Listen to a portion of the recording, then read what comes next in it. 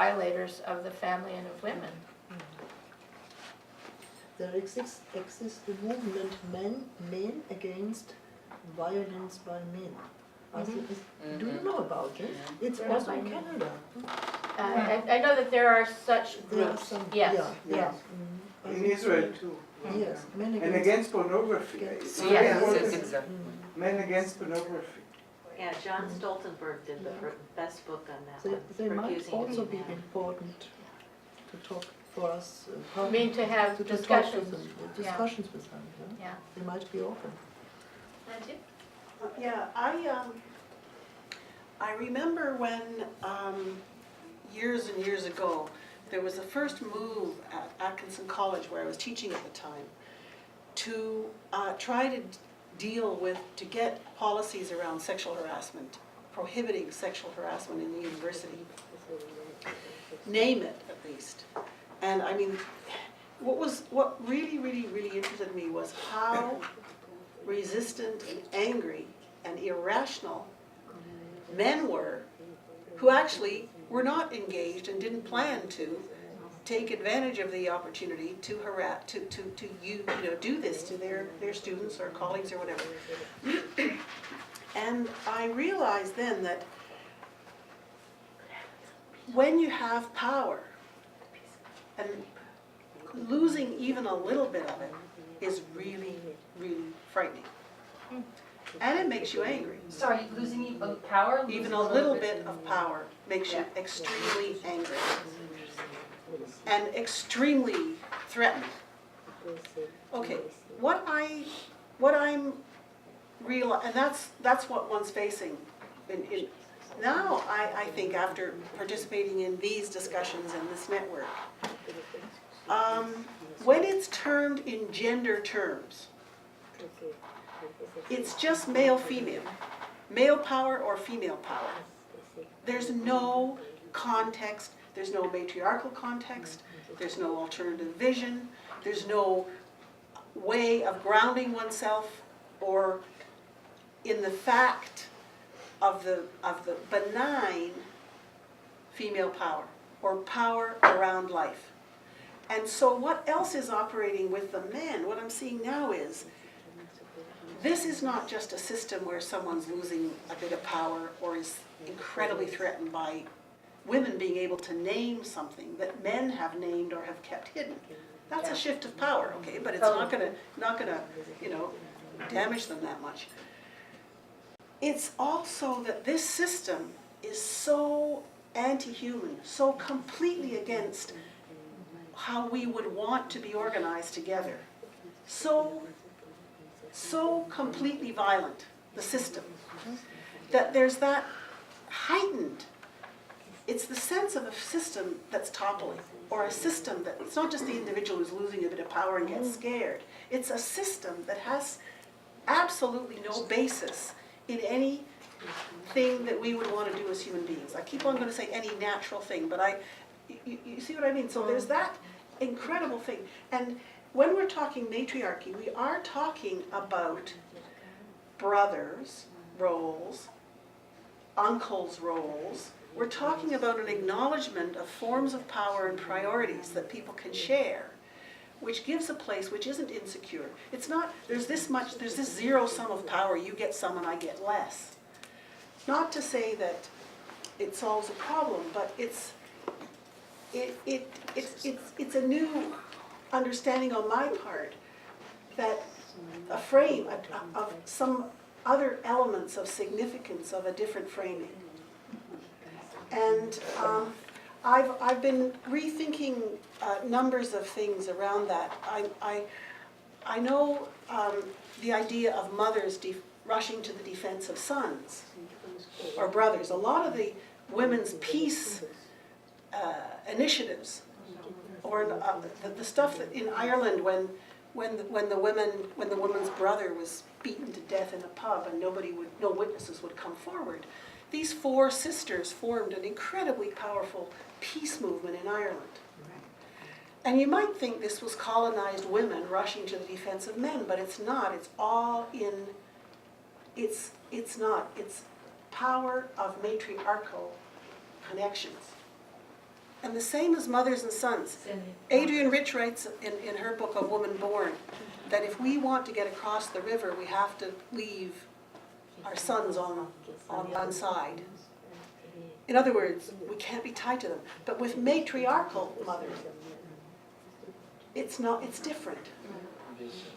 You know, and one can conceive of and act on and organize with a power that probably will, I'm not saying it won't frighten men and we won't have to try to fight them off and we won't have to fight the patriarchy, but it is a different way of understanding male resistance and how we need to deal with it, or what we need to be telling men somehow. I don't know, yeah.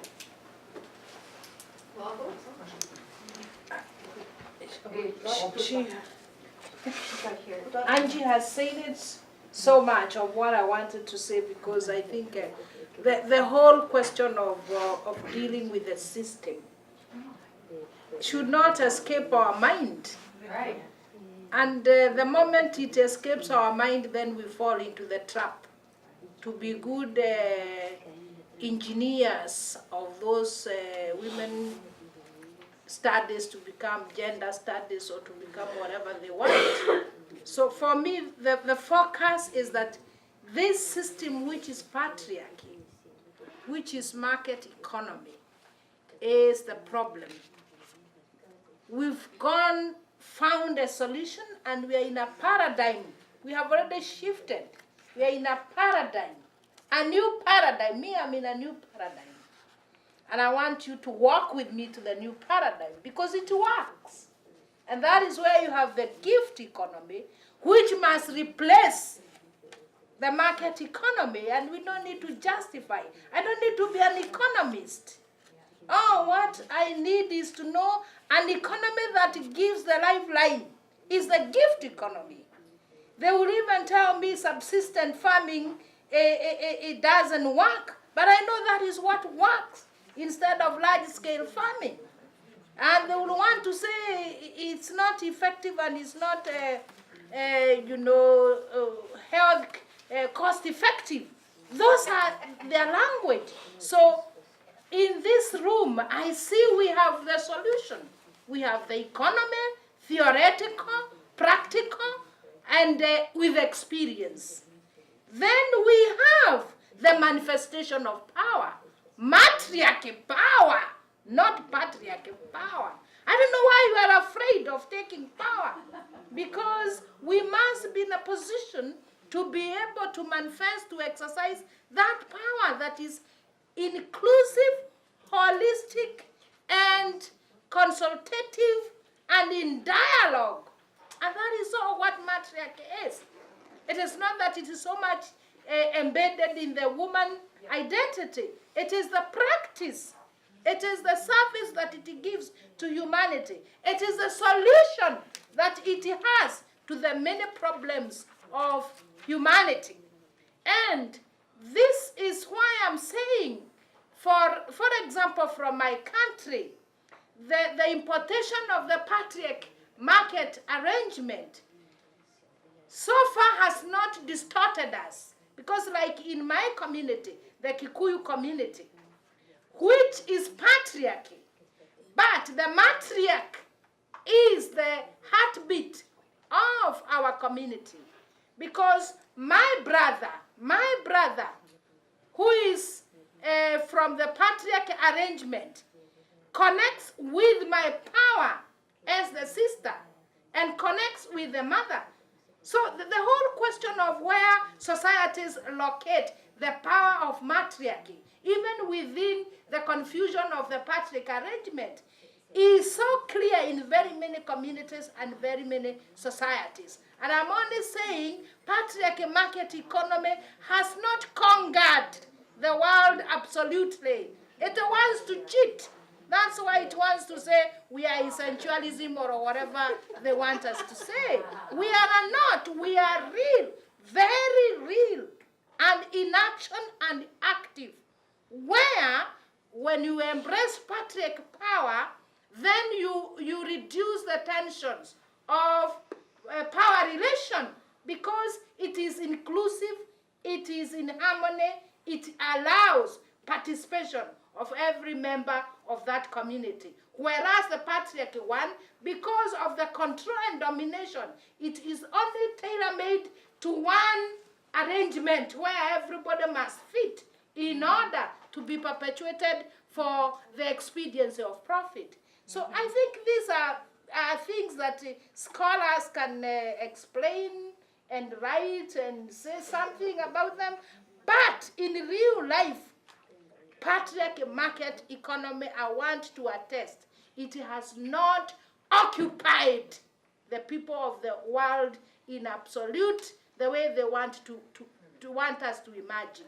And that's why they derail us to discuss the violence they have created, to deal with the mess that they have messed everywhere, and to let us waste our energy in cleaning things that cannot be cleaned. Yeah. So, let's exit from the box.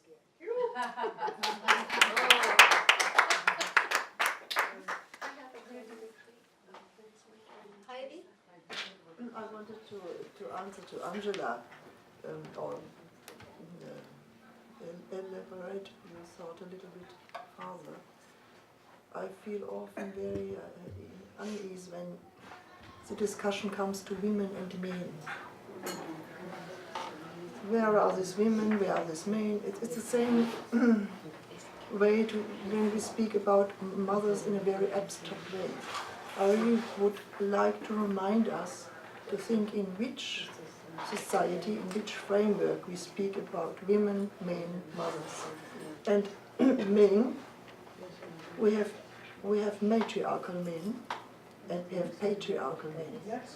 And when we look around in our patriarchal societies, I'm sure we will find men with a matriarchal mindset, even if we don't have a matriarchy here. For example, maybe in the anarchy movement Arella mentioned, or in the movement I just mentioned, it is men against violence of men. Here we find really men to collaborate with. They have a matriarchal mindset, even if they don't know or don't use this word. And we have, as mothers, we have also a certain power to educate our sons into matriarchal men. If we know what are the qualities. I only want to add this to your statement. Yes, I want to, it's very difficult, but it is very important to understand that each woman here in the modern societies are afraid, and I asked my mother, Mama, do you have fear? We say fear, fear. Do you have fear if you go off the street that a man rapes you? And my mother said, no. I say, my mother, I am afraid if I am alone in Germany tonight that a man come and rapes me. It is a reality. And each woman accepts today that rapes, violence, etc. exist. The women accept this. If a man rapes me, I go to my father or to I tell my mother go to my brother or to my father and say, you have to kill the man. It is unacceptable to speak like me in a European situation. But the people in the Kabyle society today still, if a man rapes a woman, he will kill. If I am in Paris today, I take a taxi. I take a taxi very late. If it is a Kabyle man, I don't have fear. I don't have afraid. If it is a French man, I don't take the taxi. I take a woman. Is that okay? I want to tell you that in the matriarchy thoughts, a woman can give birth, but a woman don't accept, a mother don't accept that the daughter has violence. Has what? Violence. the mother defend us. Yes. Yes, they defend us. If I have a problem with a man, the mother come and tell and say it is not okay. In our modern society, we see 1 million rapes in Bremen. In Bremen, one man makes 8 rapes. He lives in Bremen. It is a normality. Do you understand what I say? C'est pas normal. It is a problem from you, from women. We have to defend our women. Yeah. I think. Hence the Amazons. Really do. Rita? Once again, Heidi and I are thinking maybe along the same lines a bit, because you were just talking about the matriarchal men, and I was just thinking maybe we could do more to frame the role of men, and so I started thinking, okay, we could have a conference with a name like Brothers, Uncles, Sons, and Consorts. And lovers, and lovers. And what? Lovers. And lovers, yes. Okay, lovers. And okay, and I thought, well, maybe we could add chiefs too, because chiefs are actually selected by the women in many traditional societies. Yeah, the role of males in traditional societies, or in traditional matriarchal societies. I think it would be a very interesting conference, and it would be good to aggregate that kind of information. And invite many men to come. Yes. Yeah. And let all those anthropologists who had it all wrong just sit there fuming. Yes, but at least, if we could not have a conference about, at least to take this as a main topic in a conference. Yes. It's a very good idea. Letitia? Heidi actually began to address the issue that makes me feel most uncomfortable, which is in this room, each of us comes to the work from our own particular frame of reference.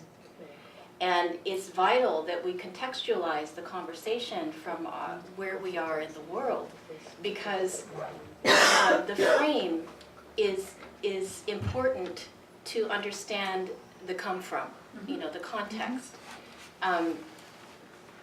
With all the work that has been done with 35 years, 30 years of development, it is like with any new system or any wound that heals, there are many different edges and many places where people are sort of healing and some people are drawing, it's a contraction. And so I can feel the tension of people trying to convince one another that something must be done.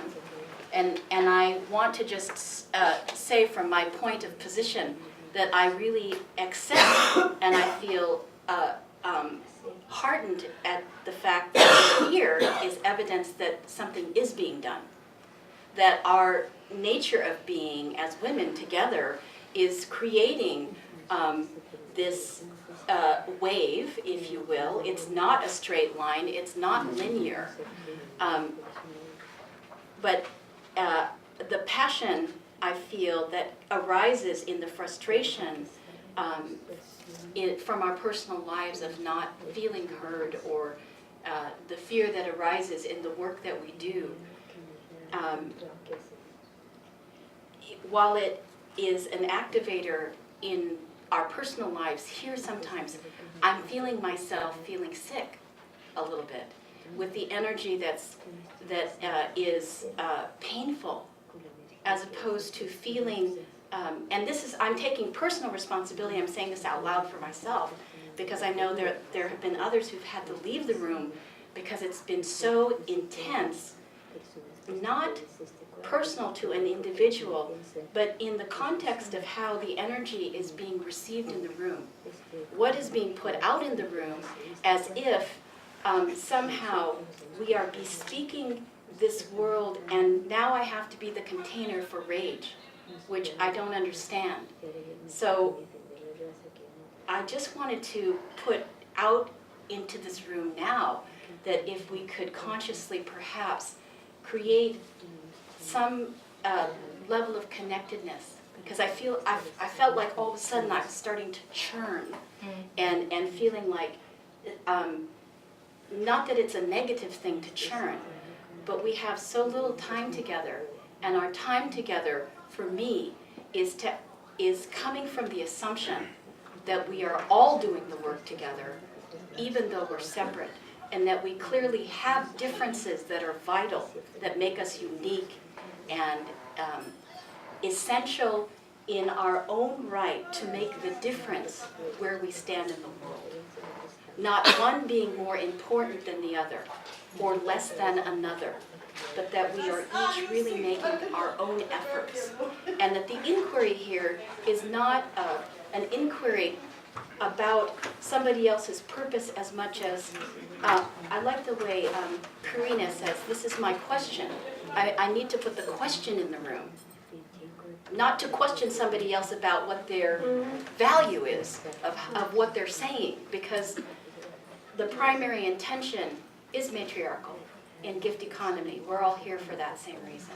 So I just wanted to say that because I feel very passionate about this work.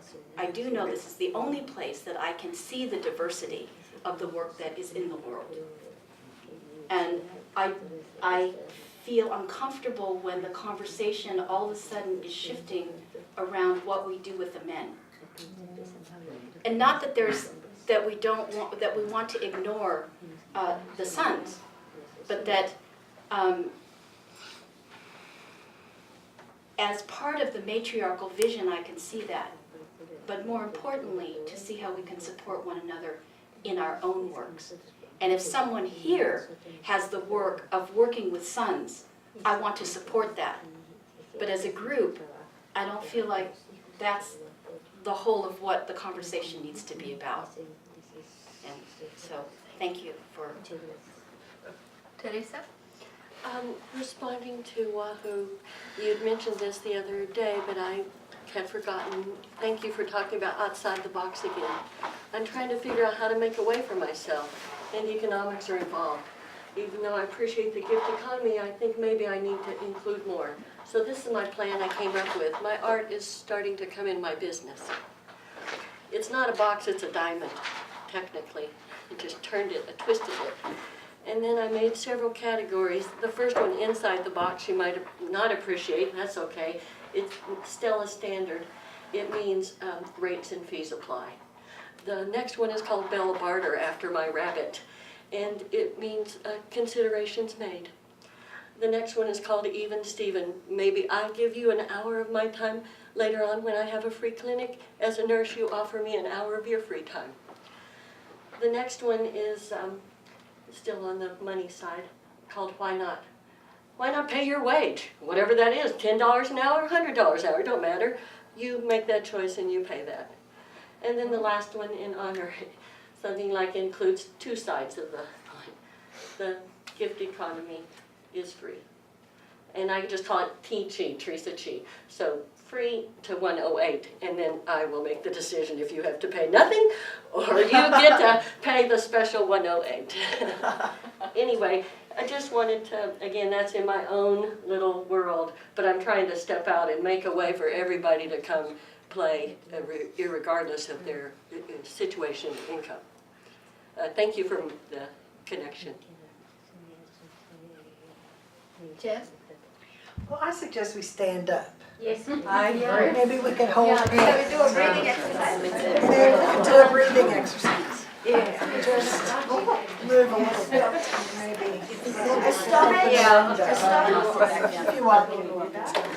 Sense of abstractions and that kind of thing as much. But we have to show how it fits together with different aspects and also with the economy.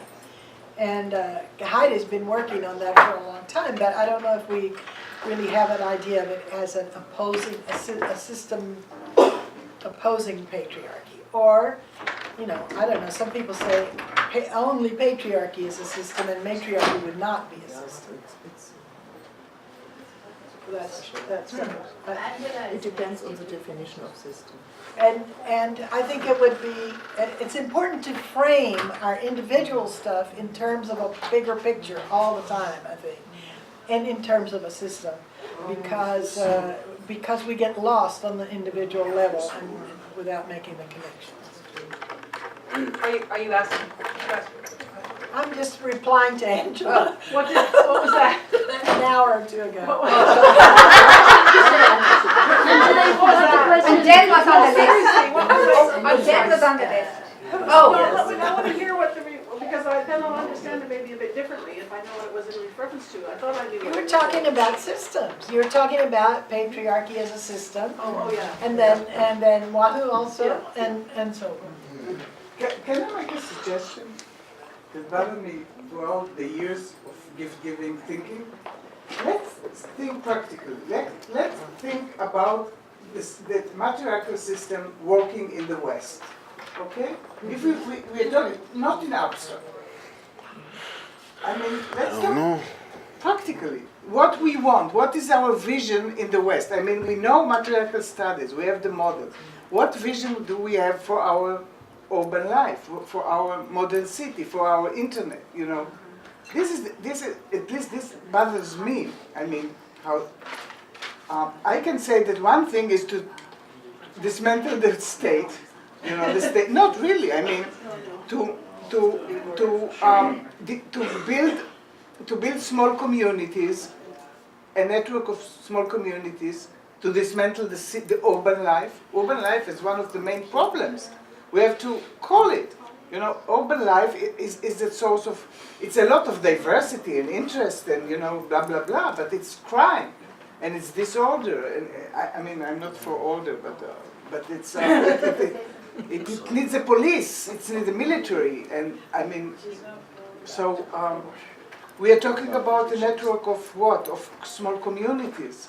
We are talking about eco-villages. We're talking about, you know,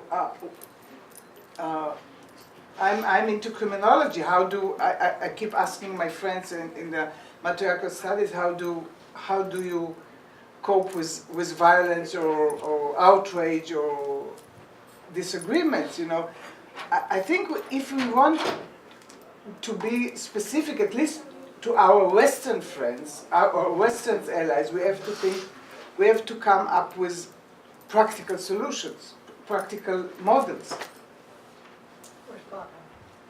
I'm sorry, The point of communities might be not very much elaborated here and not so much clear. I think there is a great variety of communities possible, even communities in the midst of urban life. And communities must not always be villages or people who live together in one house.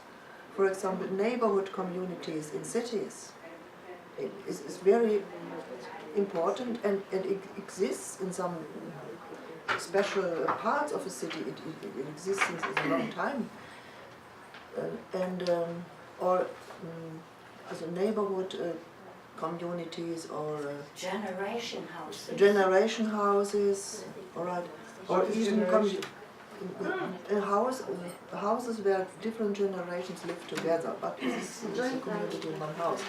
And also communities of maybe of NGOs working together. They are also in a community.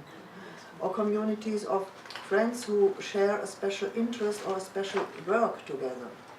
They can. These are different forms of communities. And what is important with the matriarchal element in it, that these communities are not only based on some superficial goal which after a while disappears and the community dissolves. If these communities start to understand itself like a symbolic clan and mutual responsibility for each member, and if these communities are really founded on maternal values, then whatever shape they have and wherever they are, they start to become matriarchal elements. It's only to make community thinking a little bit broader, for a broader day. And where's gift giving? Yes, and gift giving is the basis of this community. Yeah. Should be. The communities are the best unit to form gift giving circles among each other, or when they have a network to do it, to broaden it, and so on. Yeah, I'm starting to think more and more that yes, let's dismantle the state. But at the same time, I resist, because then, in a way, the guys are winning, because then they can keep the tax money to their purposes, and we still pay the tax, but we don't get anything in return, whoever we is. Before I go into anything more positive, I just want to be the messenger of the bad tidings, because in Finland there's every effort to try to prevent these kinds of communities from being formed through taxation. For instance, they say that work bees are limited if you can do them, because you are distorting the competition of the business, of the market.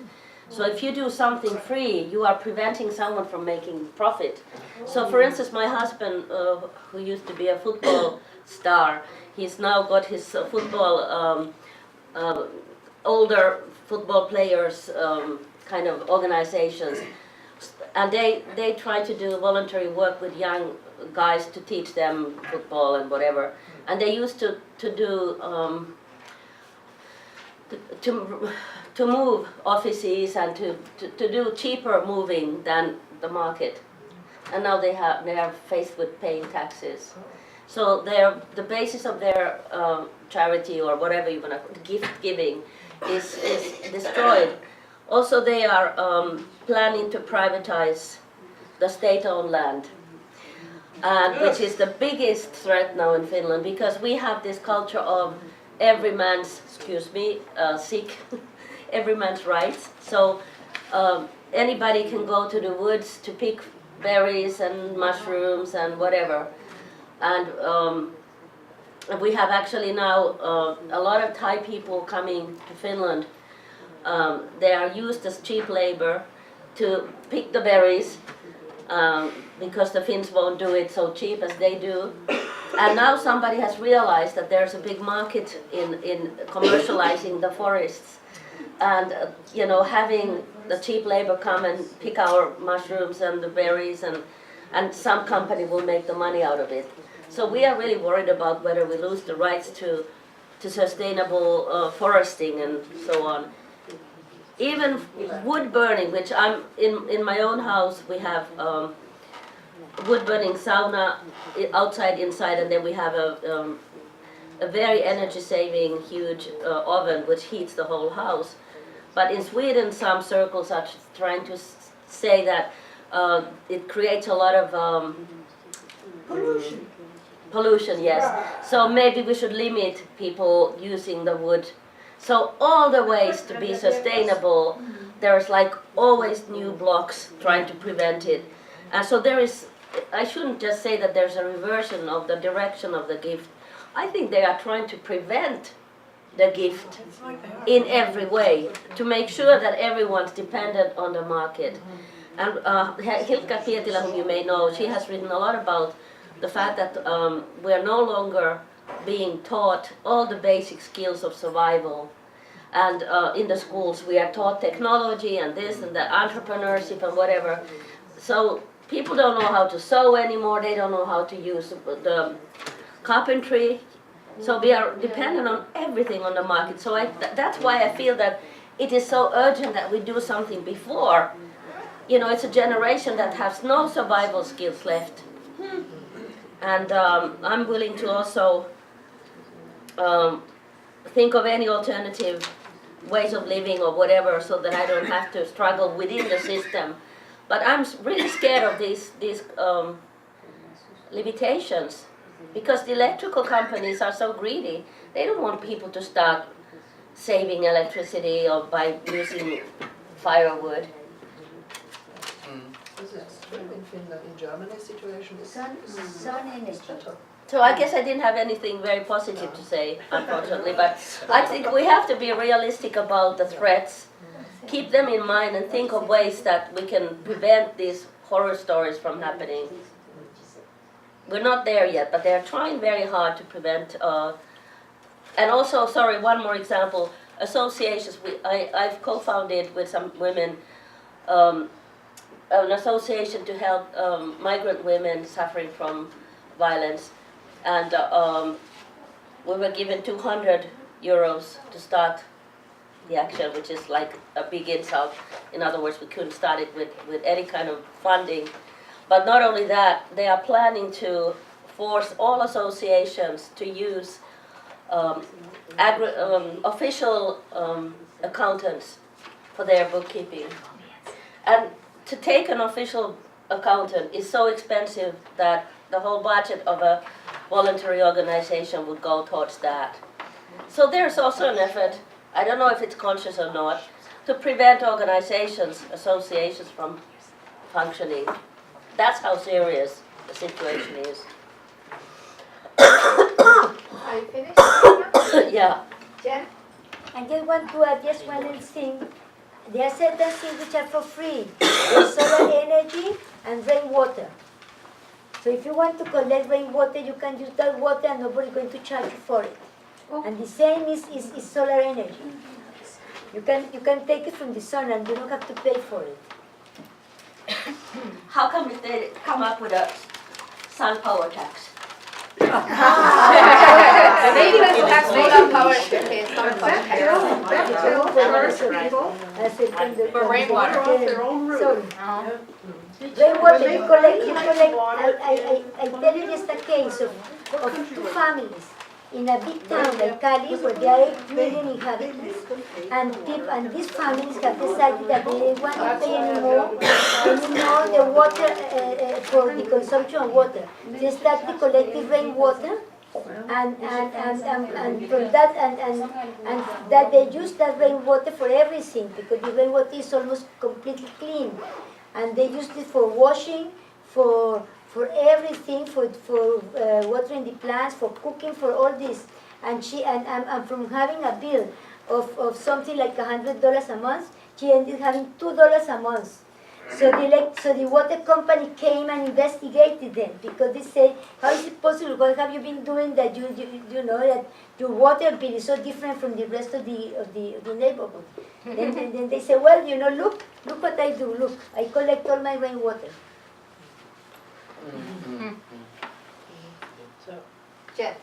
Well, I think in this economic situation where we are, the big businesses are trying to save themselves, but they probably really won't, and we may really have more of a crash in a year or two. So the more community things we can invent and create around us now, the better off we're going to be when the second wave hits. Yeah. And then I was thinking also, just that the gift is really being co-opted, and just asking you all to notice. I mean, last night I watched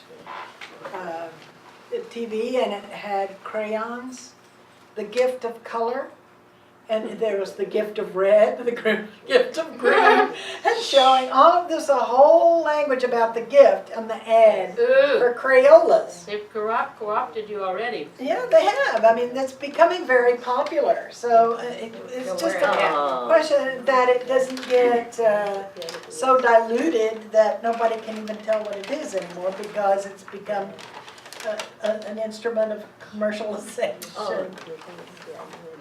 Well, it was anyway. Oh, it already was. Yeah, absolutely. Yeah. Sales. I had signed myself up just a minute.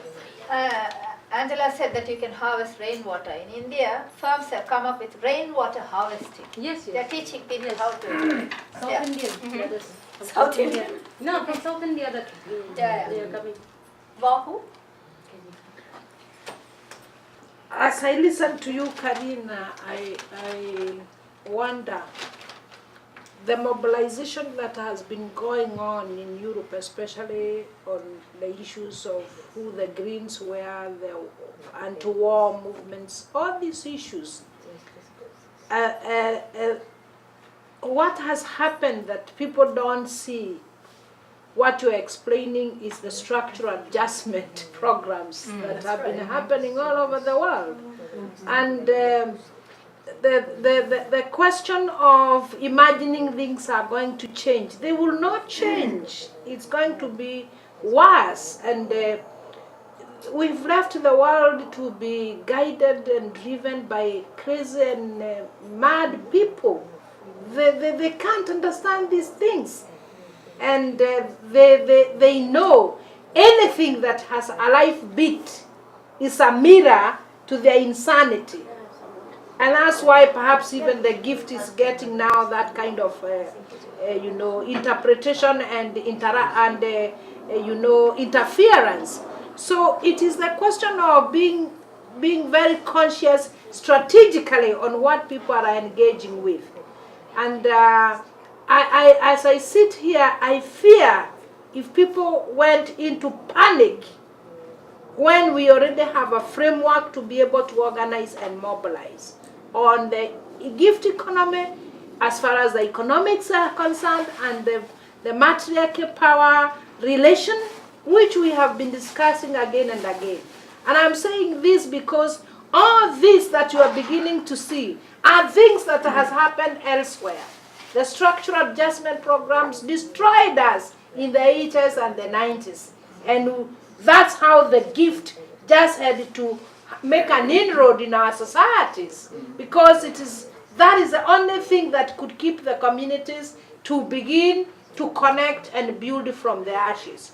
So I think there is lots of experience that people can work with. One time I participated in a demonstration both in the US and Britain differently on anti-war. And the kind of numbers I saw and the participation, including children and everyone. But what worried me is that all that energy and motion moved, and at the end of the day, everybody went back just to the normal way of life and to the normal things.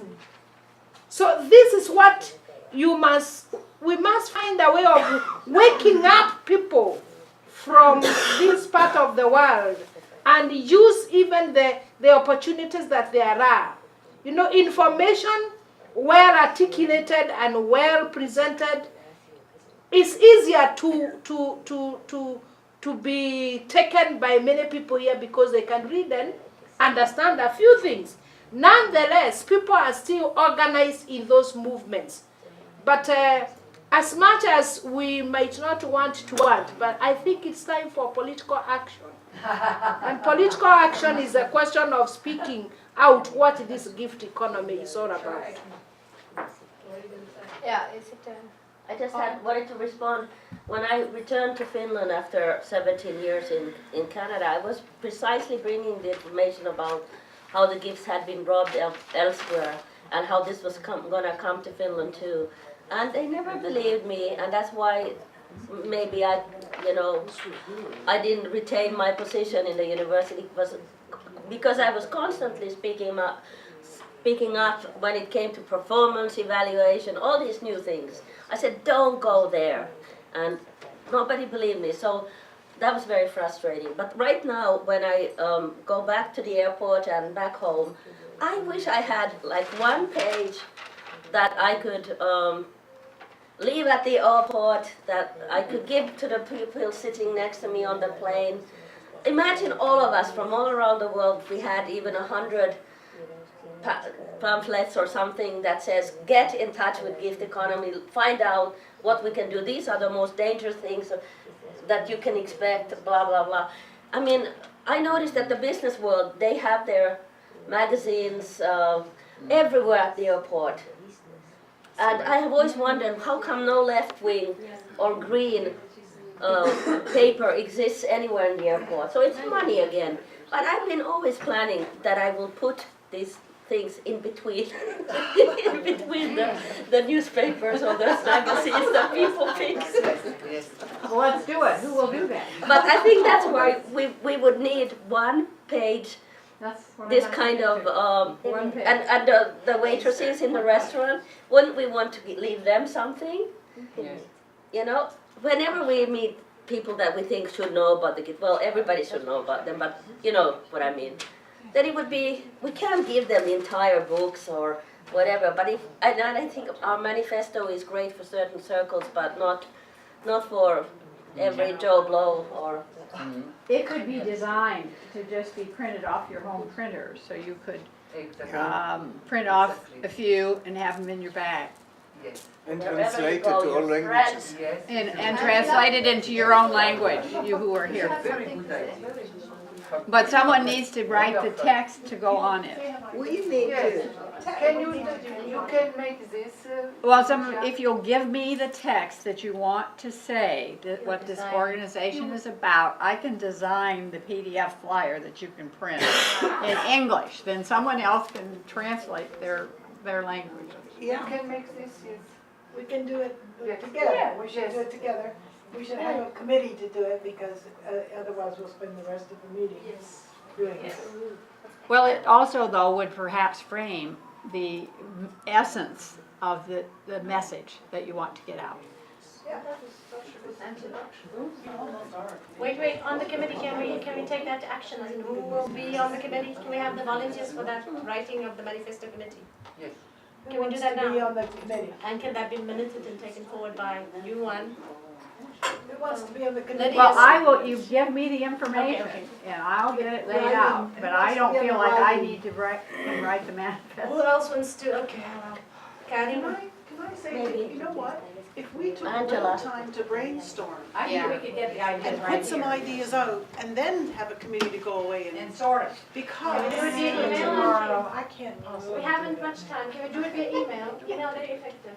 They organize the entire World Social Forum via email. I just think I think maybe everyone's tired and failing, but we've had a pretty rich discussion with a lot of things in the air.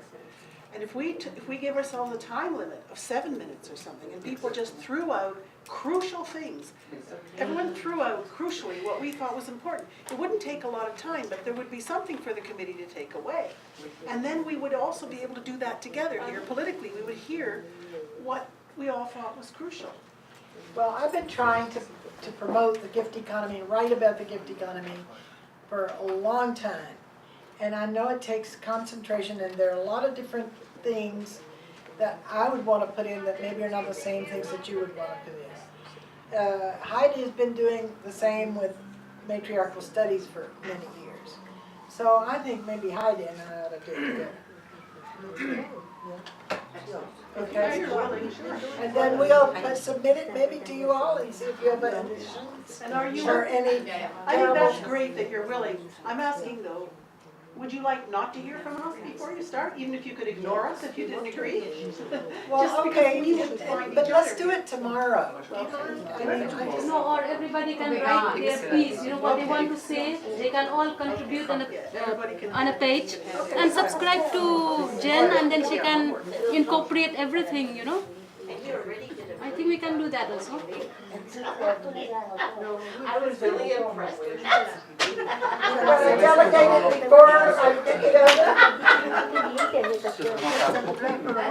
Yes, you did. You say that you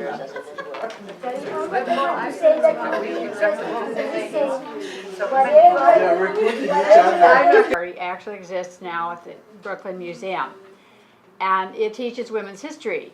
You need to visit if you haven't. It's wonderful because the environment is this huge triangular space that was created. Has anyone been there besides me? But I've seen the All right, well, the triangular space is black plexiglass, so that you walk through these triangular red doorways and you become reflected from the panels into the dinner party. It's brilliant because it is engaging you at the table. Well, what she has done in addition to that is that in June, she developed a K through 12 curriculum. Judy was a consultant, but a team of educators at Kutztown University in Pennsylvania put together the curriculum for K through 12 public schools, and they brought it out, and the governor of New Mexico announced the curriculum on the dinner party, K through 12.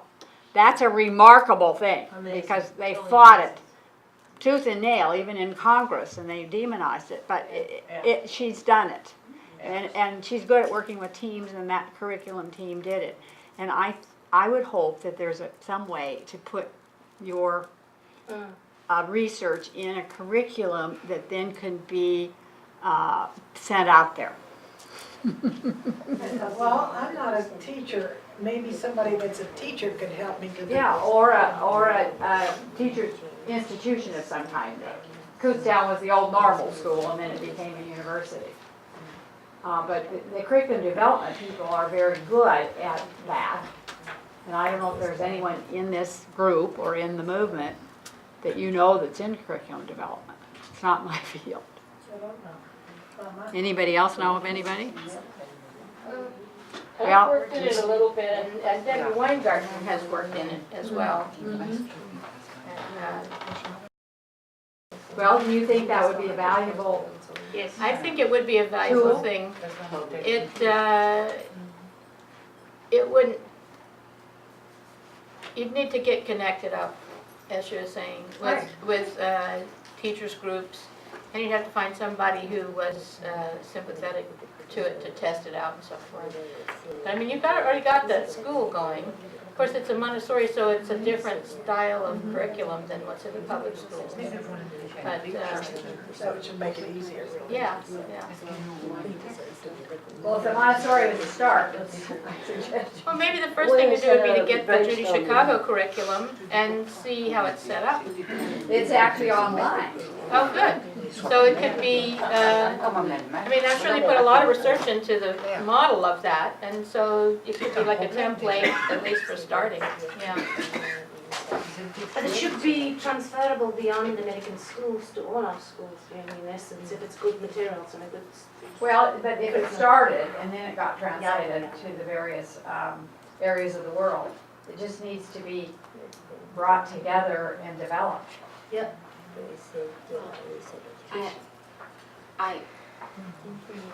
Yes, there's nobody on the list. There's nobody on the list, I'm on the top list. There is something, I can check. There's something that's called Ziri.org, and they have it's zero, it has to do with sustainability, which is one of the intersecting places that we want to do. And they have a program of teaching zero waste. This is all about the gift economy, really. So they need to be educated about the framework and also the matriarchal studies, because they have their program is in Egypt. It's in a country in South America, and what they're using here in the United States, they're training educators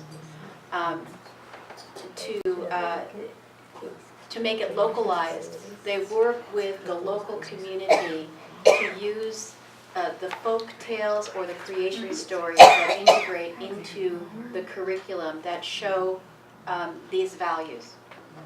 And that's part of the way that they've integrated that as part of the system of the curriculum. But I can check to see. My sister has been consulting with them to see if she might be interested. At the Academy Hagia, I educated since a very long time, since more than 20 years. But I know it's still confined to German language, but I hope to broaden this. A wonderful idea was given to me by Arella to make a special week English teaching in matriarchal studies in the Academy Hagia next year. I think I will do that. And another idea I have, I will try to set up internet courses, matriarchal studies. For the traveling is really expensive and a problem. Yeah. I will do both. I will do both. For direct discussion, teaching and discussion is also very important. And I decided to do this English matriarchal studies teaching next year. But during next year, I have to find someone in my neighborhood who can make the technology for internet courses, and it's a plan that will be implemented soon. so that we will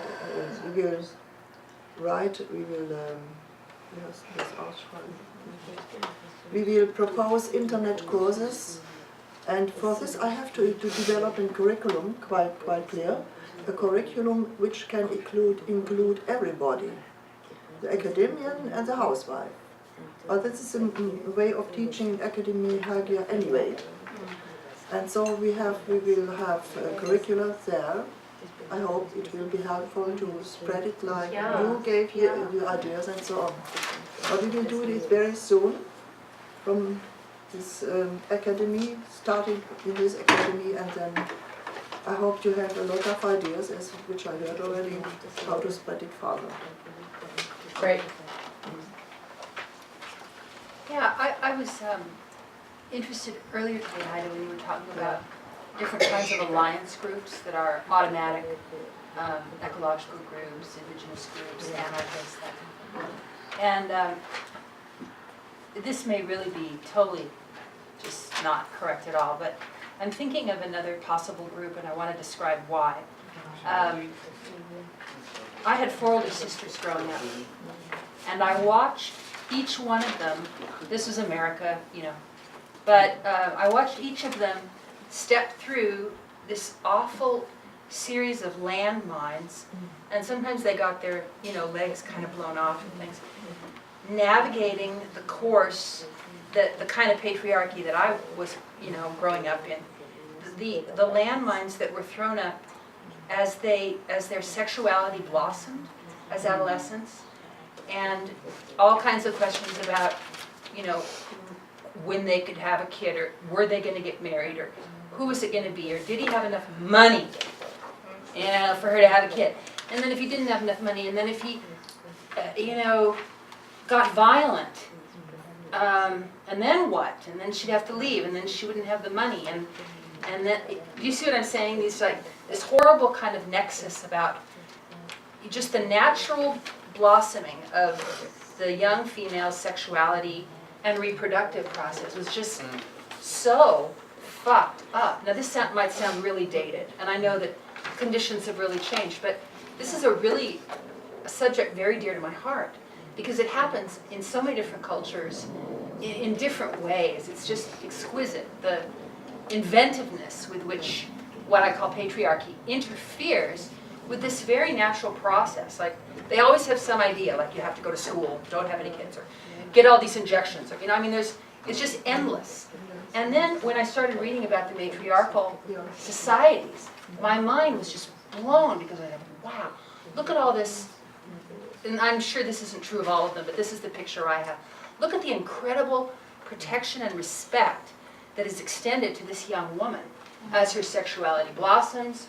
Does she, you know, well, if she has a kid, I mean, it's really not that big of a deal. The money's there, you know. If he starts getting abusive, issues are outside the door, you know, and none of this marriage obsession, you know.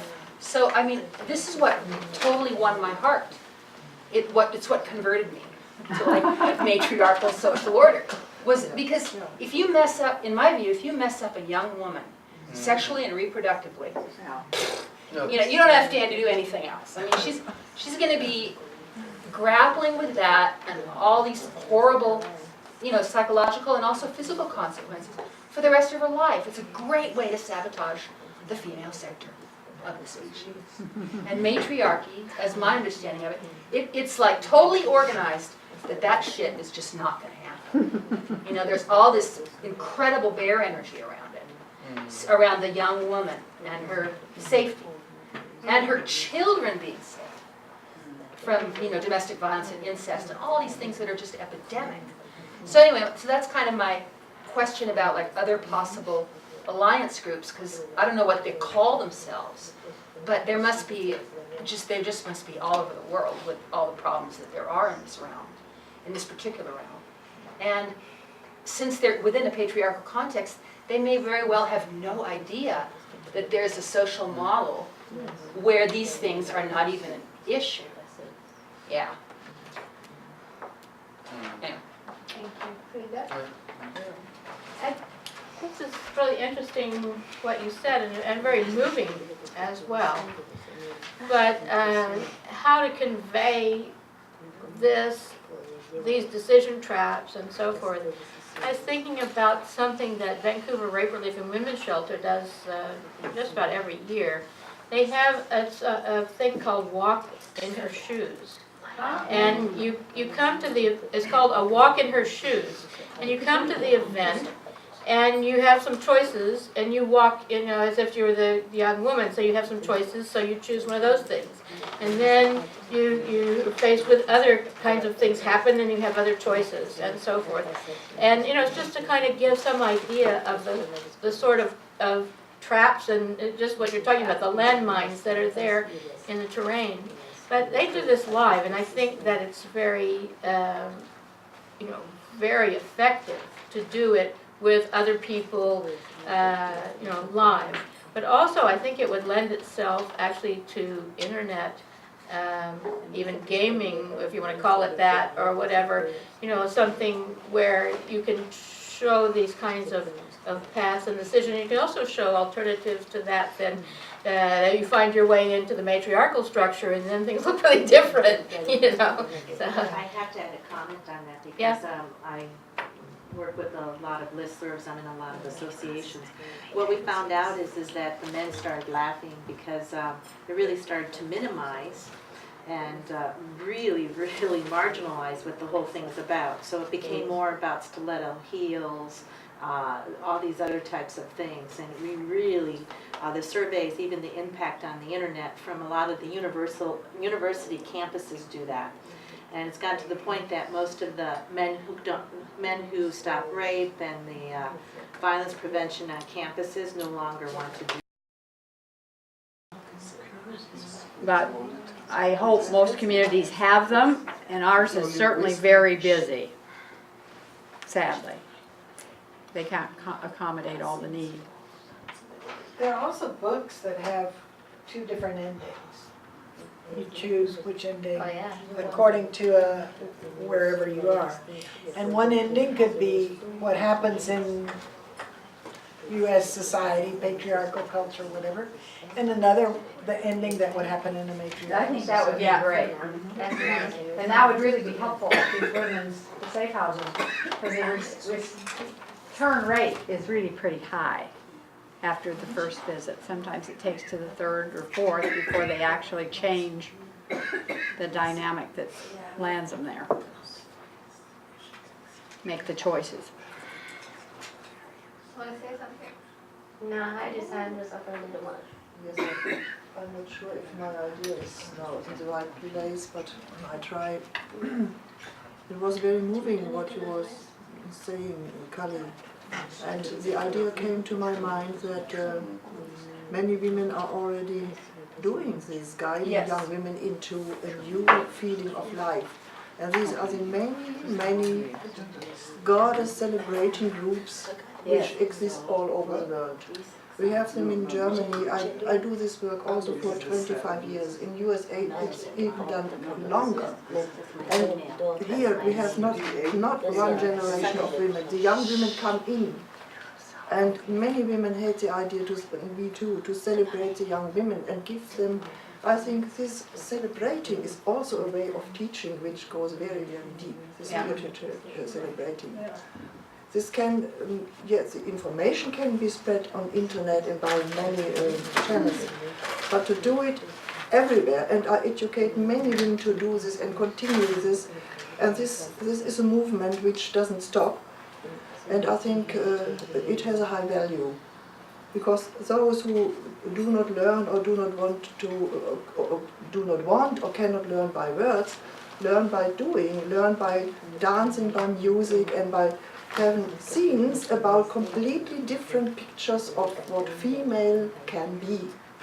And so, I hope so, and I have experience with it, part by part they can get rid of the patriarchal pictures of the feminine we all have been filled up with. And so I find it very moving what Danica, you showed us with Kolo, what effect this had on women who were so debased, in so much despair. I can only hope that this way to celebrate women, that women celebrate themselves and celebrate the earth and the goddess, that is great father and father. It is a very powerful movement and a very powerful teaching.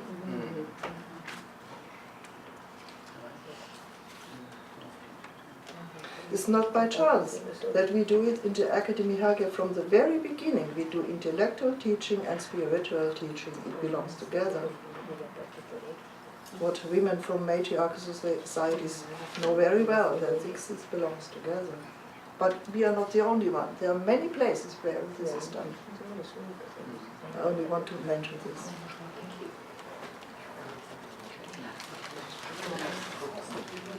There's nobody on. Maybe we could take a little walk. Yeah. A last statement. Break for food. You make it. I just did it earlier. Before last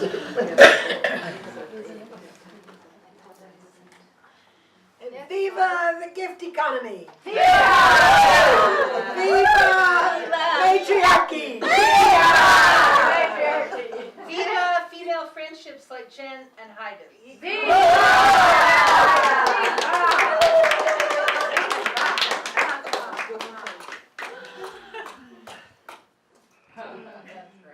I can give you hers. Do you want to come back? She gives me a what? Good at giving bear hugs.